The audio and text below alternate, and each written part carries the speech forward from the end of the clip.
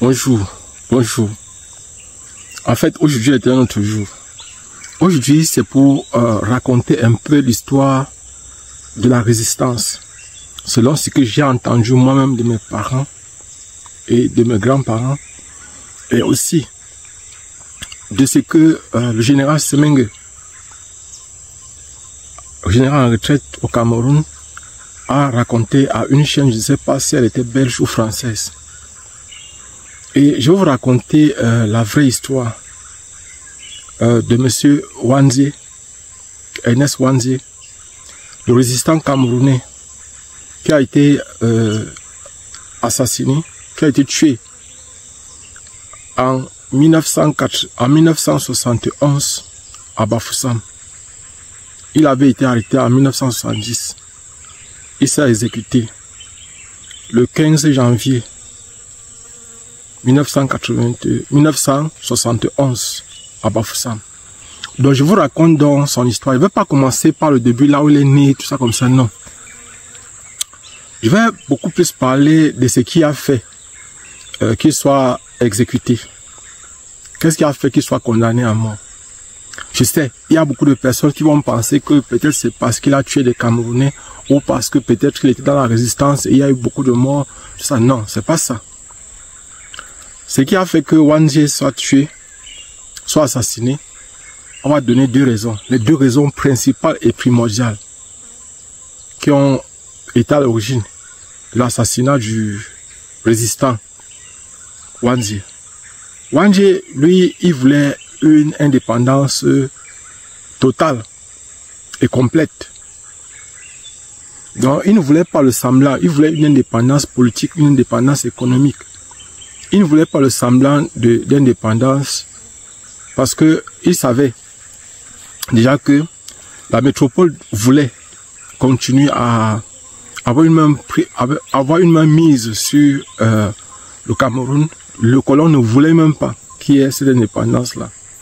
Et c'est la raison pour laquelle le colon a cherché comme un peu des pantins, des marionnettes pour pouvoir placer, pour qu'ils puissent être capables de les manipuler comme ils veulent. Mais Wanzié, qu'est-ce qu'il a donc finalement? Qu'est-ce qui a été à l'origine de son exécution, de sa condamnation à mort? Il avait été arrêté. C'est vrai que, bon, je ne vais pas parler des relations entre Wanzié et Ndormo. Je ne vais pas trop m'attarder là-dessus. Parce que dans ces histoires-là, c'est un peu très compliqué. La vérité est difficile à connaître. Parce que, vous savez, Ndormo c'était un homme controversé. Donc, on ne pouvait pas connaître véritablement. Et même les prélats, aujourd'hui, sont des hommes bizarres. Des personnes pour qui vous ne pouvez pas mettre votre main qu'on coupe. Parce qu'ils sont innocents. Donc, je ne vais pas m'attarder sur ça. Je vais plus insister sur les causes, les véritables causes de la mort de Wanzié. Je crois que Wanzié devait être en Belgique. Lorsqu'il a fait, il a été interviewé par un journaliste. Et pendant l'interview, le journaliste a fait allusion à certains Français. Il y a plusieurs groupes de Français qui avaient été tués par la résistance, c'est-à-dire par le groupe de Wanzié. Et Wanzié parlait en souriant. Et il était convaincu, il a accepté que c'était eux qui avaient tué et que c'était vraiment quelque chose de bien. Parce que Wanzié avait réussi à tuer des Français. C'était pas un seul, c'était plusieurs familles de Français qu'ils avaient réussi à tuer. Et là, par exemple, il était vivement recherché. Parce qu'il fallait donner une leçon à toute personne qui veut oser toucher à un colon ou à un Français, qui veut attenter à la vie d'un Français. Et c'est donc la raison pour laquelle, c'est une des raisons pour lesquelles il fallait absolument qu'il soit tué pour servir d'exemple. Je vais chercher, si vous voyez cette vidéo-là, il va vous faire passer pour que vous puissiez écouter de sa propre bouche ce qu'il avait dit. C'est la raison pour laquelle le général Semengue avait dit qu'il y avait des preuves. Les preuves, c'était cette bande, c'est-à-dire cette vidéo dans laquelle Wanzié confirmait que sont eux qui ont tué ces Français, que sont eux qui avaient assassiné ces Français-là. Et ces Français avaient eu des morts atroces. C'était en fait, il y avait parmi eux, il y avait des militaires français, il y avait des familles françaises. Et c'était surtout les familles des colons français. Donc, et sont ces familles-là, et surtout ces militaires-là, qui avaient été assassinés. Et vous devez savoir que les méthodes utilisées à cette époque-là, c'était un peu comme les mêmes méthodes étaient utilisées en RDC, c'est-à-dire en République démocratique du Congo. Et les généraux Semengue, eux, ils partaient voir comment on faisait là-bas pour venir appliquer au Cameroun. Et vous devez savoir une chose, c'est que je ne dis pas ça pour que les gens se lèvent contre une personne. C'est une façon de rappeler l'histoire. L'histoire, c'est ce qui a passé. Il ne sert à rien de chercher à avoir des rancunes contre des personnes, des rancunes contre les gens, aujourd'hui pour rien. C'est l'histoire, c'est le passé. Actuellement, nous devons savoir ce qui s'est passé pour faire en sorte que cela ne se reproduise plus jamais. Donc, il faut donc comprendre que les véritables raisons qui faisaient en sorte que Wandje devait être fusillé, devait être tué, c'était surtout parce que les Français avaient été tués.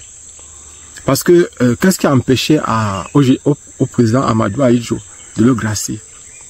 Il n'y avait rien qui empêchait, étant donné que la résistance était déjà devenue sérieusement faible. La seule personne qui tenait encore, qui faisait encore bouger les lignes, c'était Wandje. Il y a des gens qui m'ont demandé, qui ont posé la question, c'est de savoir.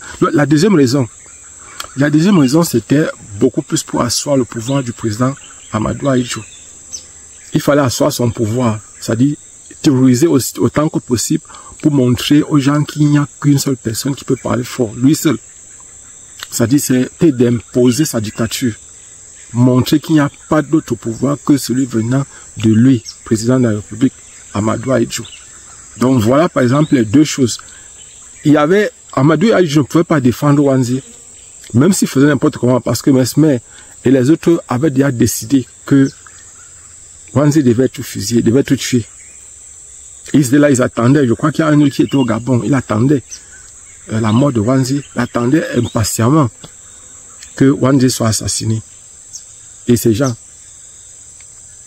Et en temps normal, on doit souvent faire appel aussi aux autres personnes qui sont souvent avec. Il y a M. Foutsine qui était bien avec Wandje. Mais on retient simplement les noms souvent des leaders. Et cela n'est pas une très bonne chose pour moi. Parce que, en fait, tous ceux qui ont participé à la lutte pour la libération de l'Afrique. Parce que le véritable problème, pourquoi est-ce que Wandje devait être absolument tué? C'était parce qu'il représentait un caillou dans la chaussure du président Amadou Ahidjo. Et aussi un caillou ou une pierre dans la chaussure de la France. Parce que la France savait qu'elle ne devait pas donner une indépendance totale.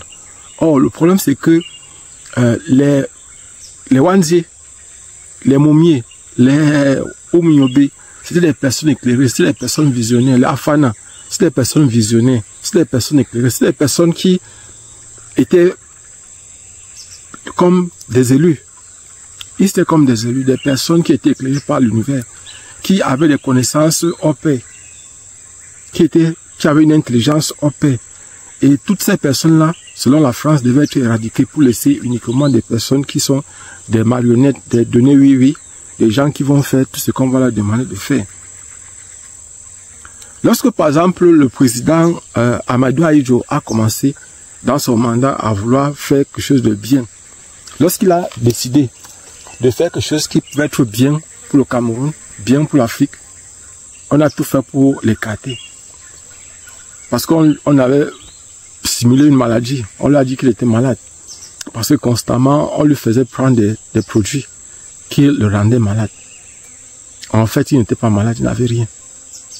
Mais il devenait gênant parce qu'il avait mis les vraies bases. Il était en train de mettre les vraies bases pour le développement du Cameroun, pour le développement de l'Afrique. Et c'est la raison donc pour laquelle les Français voyaient avec méfiance un pays qui peut servir d'exemple aux autres pour l'émergence des pays africains. Ahidjo, à ce moment-là, représentait un danger pour la France.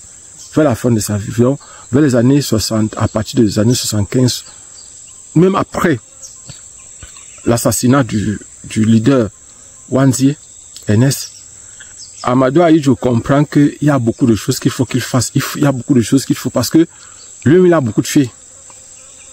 Amadou Ahidjo a tué. Et il faut le reconnaître. Il y a des ministres qui ont été assassinés. Des ministres, je précise bien, des ministres qui ont été fusillés à la place de Bafoussam. Et il faut que la barbarie qui existait, que les colons utilisaient, parce que c'était une guerre purement, si on revient sur la guerre, par exemple, que les Wandji ont menée, c'était une guerre purement asymétrique, c'est-à-dire, il y avait une partie qui était armée, qui possédait des armes, c'était la partie du pouvoir, la partie d'Amadou Ahidjo, la partie de la France. Et il y avait une autre partie qui n'était pas armée, qui utilisait les machettes, les lances, les flèches pour pouvoir combattre, qui était abattue, c'était la population, c'est les résistants. La résistance cherchait donc à acheter et le problème avec Wanzi, c'est qu'il a fait que c'est quand il partait donc acheter des armes. Ce qu'on dit, les simulations, qu'on dit souvent qu'il a voulu traverser par le Nigeria, ça c'est faux. Ça, on a dit la même chose, si vous regardez bien, c'est la même histoire qu'on a racontée pour Lumumba.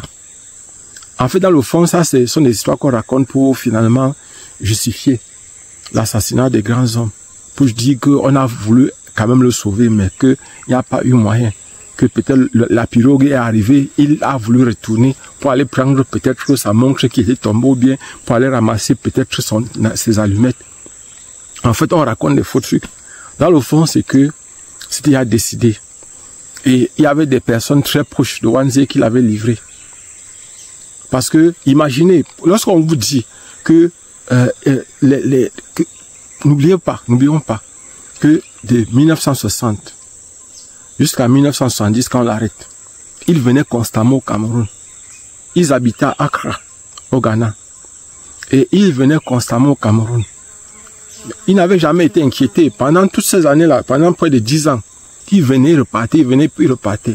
Il y a des personnes qui prétendent que le Monseigneur Ndokmo a voulu aller à Rome avec lui. C'est faux. Ça, c'est faux. Ça, c'est parce que dans le fond, il y a beaucoup de personnes qui prétendent que Ndokmo jouait au double jeu. C'est-à-dire qu'il était avec Ahidjo. Et son objectif, c'était de faire capturer, par exemple, le leader indépendantiste Ernest Wanji. Donc, le véritable problème, c'est que les gens me demandent pourquoi est-ce que Wanji a continué la lutte alors qu'on était déjà indépendant. Mais si, par exemple, lors de l'indépendance, il avait constaté que tout ce qui... C'était une indépendance factice, donc il ne servait à rien. Parce que dans le fond, il voyait qu'on n'était pas véritablement indépendant et il cherchait véritablement cette indépendance. Il y a des gens qui disent que mais il connaissait au moins là où se trouve la présidence. Est-ce que le problème des résistants, quand vous voyez par exemple en Angola, avec Jonas Savimbi, quand vous regardez par exemple dans les pays où il y a eu des résistants, est-ce que par exemple ces résistants attaquent, ils se préparent et il faut trouver une faille pour attaquer. Et quand on attaque, c'est pour prendre, ce n'est pas pour rater, pour échouer. Donc l'idéal c'est de se rassurer qu'effectivement on a suffisamment de troupes pour pouvoir attaquer et qu'on a les meilleures stratégies et que lorsqu'on va prendre et s'assurer qu'on a suffisamment d'alliés. Voilà par exemple des choses. En fait, on peut critiquer l'histoire. Notre objectif c'est de voir de façon claire, de façon objective. Et la majorité des personnes qui ont été assassinées par le gouvernement camerounais et par les Français. La France était sous couvert. Gouvernement camerounais. Parce qu'on dit que les Français étaient partis, c'est faux. Les Français n'étaient jamais partis. Il y avait plusieurs, mes grands-parents m'ont fait comprendre que jusqu'à dans les années 60, quelque chose, les Français étaient toujours là. Il y avait les militaires français. C'est vrai qu'il y avait des soldats de rang camerounais, mais la plupart des officiers étaient des Français.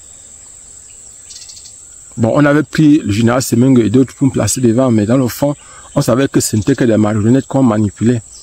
Et si vous regardez par exemple bien, le général a bien joué son rôle dans la mesure où, vous voyez facilement, vous voyez, de 60 à 63, je crois, il est directement passé capitaine. Et après, il est passé lieutenant-colonel.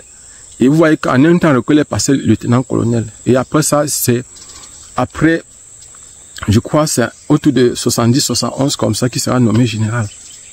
Si je ne me trompe pas.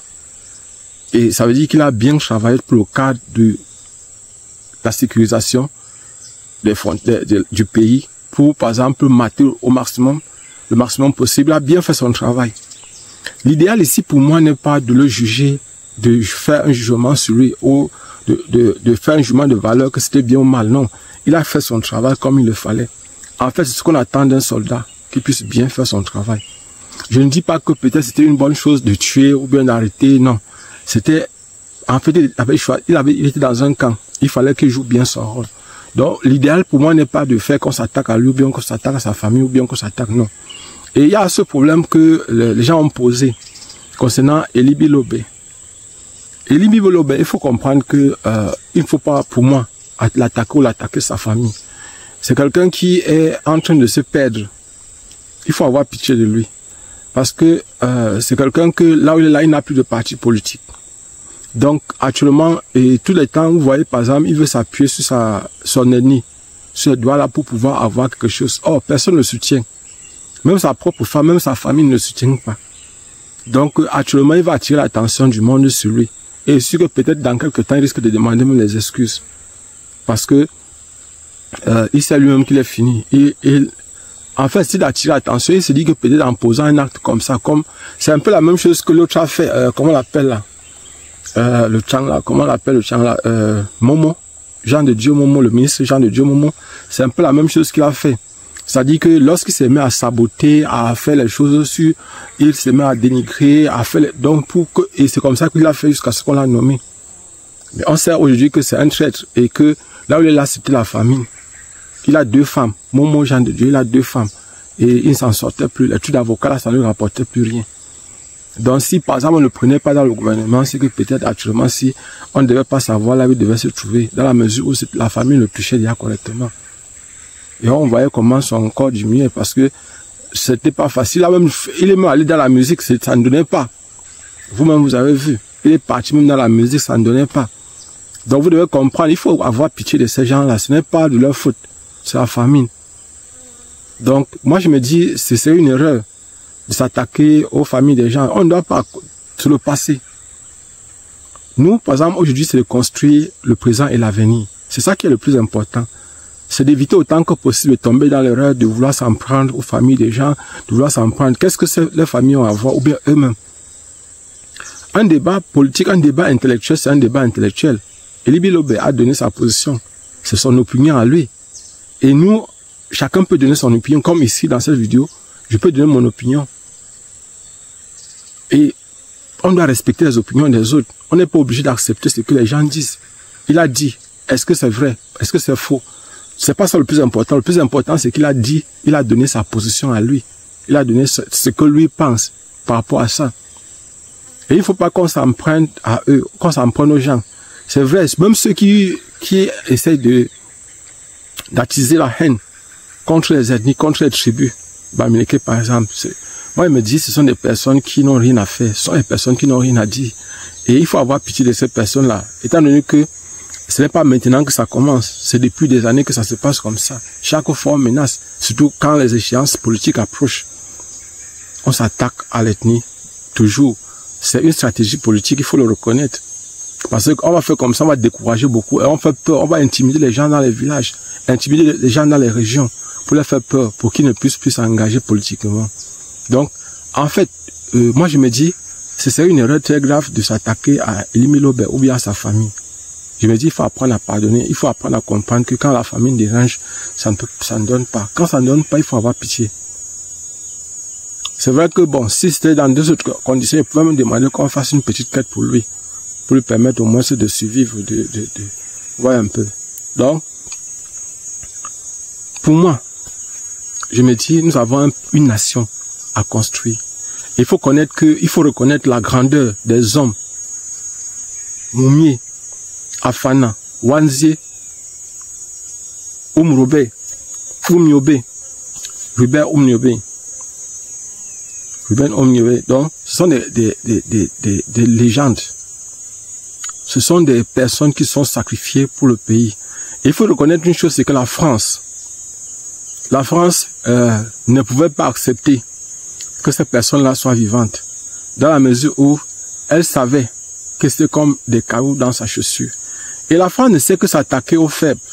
Bon, si on considère un peu que ça doit chercher par tous les moyens à éliminer toute personne qui peut ouvrir les yeux, qui peut faire en sorte que le pays soit éclairé, que le pays avance.